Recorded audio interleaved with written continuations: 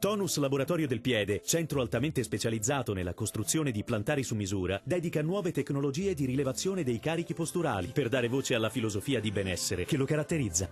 Ben ritrovati al meteo. Peggiora il tempo con qualche fenomeno sulle nostre regioni, ma vediamo il dettaglio. Sul Veneto il cielo risulterà molto nuvoloso e spesso coperto, con piogge sparse al mattino, possibili soprattutto sui settori montuosi. Col passare delle ore la situazione andrà via via migliorando, con tempo più asciutto, ma comunque nuvoloso.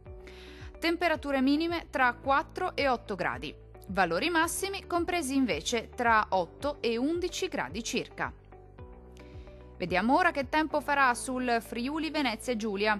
Anche in questo caso sarà una giornata all'insegna di un tempo moderatamente instabile. Sulla nostra regione infatti il cielo risulterà coperto, con precipitazioni frequenti al mattino in via di esaurimento già a partire dal pomeriggio.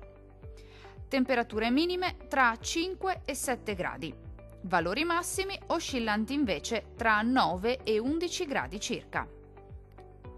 Vediamo infine la situazione meteorologica del Trentino Alto Adige. Sulla nostra regione il cielo risulterà irregolarmente nuvoloso e non si esclude qualche rovescio a carattere sparso nella prima parte della giornata, ma anche in questo caso andrà via via migliorando con fenomeni in cessazione nel pomeriggio e maggiore soleggiamento.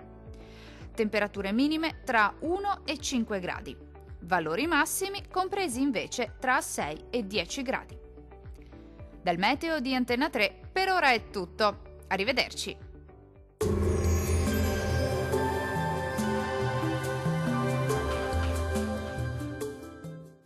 Tonus è il miglior negozio di calzature e moda comoda. Qui troverete il più vasto assortimento di calzature Fratelli Tomasi, eleganza e comodità, perché camminare è vivere.